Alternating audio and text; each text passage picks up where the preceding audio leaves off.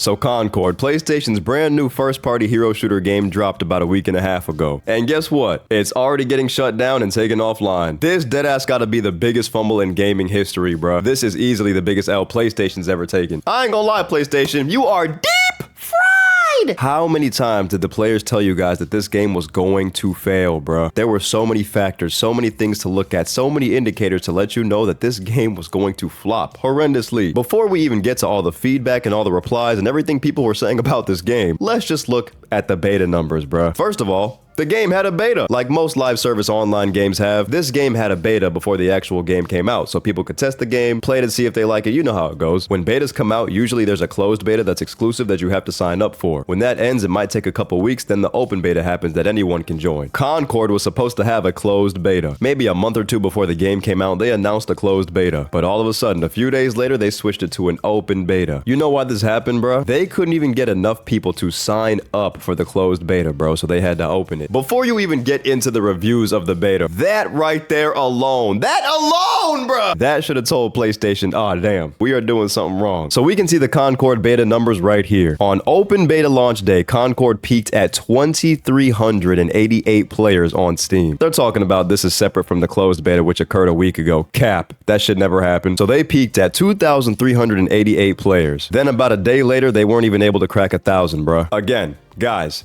this should have been the first sign that shit was not going smooth. I don't understand how a company like Sony can look at numbers like that and be like, yeah, put that shit out, boy. We got one. We got one with this game, y'all. Put that shit out. This shit about to be a movie. We did something. Are you guys high? Right then and there, this would have been all I needed to see, bro. I would have packed my shit up and hung up the jersey, bro. It's over. It's over. But it's PlayStation. They're a company. They're a corporation. They already sunk plenty of money and time into the game, so now they gotta try to get their investment back. I'm not sure if I said it in this video yet, but that's okay, because I could repeat this shit 100 more times, bro. This game cost Sony over $200 million to make. And they didn't just spend a year, 2 or 3 making this dumbass game. No, brother, they spent 8 years making this game, just shy of a decade. That means they must have started working on this game around 2016. People say all the time, 2016 was such a good year. That was peak life. Everything was good. Everything was good, bro. That year was so good, they had to start cooking up some bullshit just to offset everything. They knew even back in 2016, life was too good, bro. Damn, in 8 years, we about to fuck them up with this one. And this is genuinely a little bit funny to me. All right, I ain't gonna lie, this shit is hilarious. Because even when this beta happened, they were telling people the game is gonna cost 40 bucks. And people tried to tell them back then, y'all are smoking dick if you think anybody's going to pay $40 for this game, bro. You're smoking dick. Take the game itself out of the equation, bro. It's a hero shooter game, right? PlayStation, this is not Helldivers 2. This is not a game that had no competition. This is a game that's coming damn near 5 to 10 years too late. Every other hero shooter is free to play. Yes, I get it. There's been a whole thing of people saying they're tired of free to play games. I've even gone out and said I'm tired of the free to play model, but there are some games where that shit just makes sense. Space Marines 2. That's the type of game I'd want to pay up front for, because right off the bat you're getting a full campaign story mode, PvP, PvE, all sorts of shit. That's a game I don't want to have to worry about spending money later on so I can get more content. But a game like this, in a genre where every other game, all the other competitors are dead ass free, and then have the nerve to come out and be 40 bucks. And again, maybe if it was a different game, that could work. Shit, it did work. Again, Helldivers 2. But this is a hero shooter where all the heroes are butt ass ugly. I don't know if you know this, Sony, but to have a successful hero shooter, the heroes have to look cool. The game didn't fail because of diversity, or because it's woke, or because it has pronouns in it, even though some people make a big deal about that. I'm not gonna sit here and lie. But just look at Overwatch, bruh. That cast is diverse as hell, but it still maintains a really cool aesthetic. Everybody still looks alright. On top of that, the abilities in that game are way more unique, and there's ultimate abilities. None of the characters in Concord have any ultimate ability. There's no ultimate abilities, bruh. Marvel Rivals isn't even out yet, bro, and it has a bigger cast with ultimate abilities, and just more abilities in general. I'm not gonna sit here and act like Concord is the worst thing ever made. The shooting in that game can feel pretty good sometimes. And if we're just talking about graphics, it actually looks really good. The characters don't look good. I didn't say that. I said the game's graphics look good. It's a pretty game. But the weird sluggish feeling movement, the butt-ass ugly cast of characters, the lack of ultimate abilities, the maps and shit feeling like they were made by AI, like come on, bro. There was just no way in hell, bro. This shit was doomed from the start. Anybody that's ever played a video game could tell you this shit was just not gonna work out. It was literally a recipe for disaster. Everything was right. right for it to go wrong. And it's just so funny to think about all the multiplayer games that have been canceled recently. We were supposed to get a Spider-Verse game that was tied into the Insomniac Spider-Man games for PlayStation. Yes, the multiplayer Spider-Man game, Spider-Man The Great Web, was canceled, and it's unlikely to be revived. This game would have featured co-op gameplay for up to 5 players, not 4. Players would have been able to control Spider-Man as well as other characters like Spider-Gwen, Spider-Man 2099, and Venom. The cancellation of Spider-Man The Great Web may be due to a broader shift by Sony away from service games. My fucking ass! Nah, bro, they ain't shifting away from service games. They're shifting away from good live service games. That shit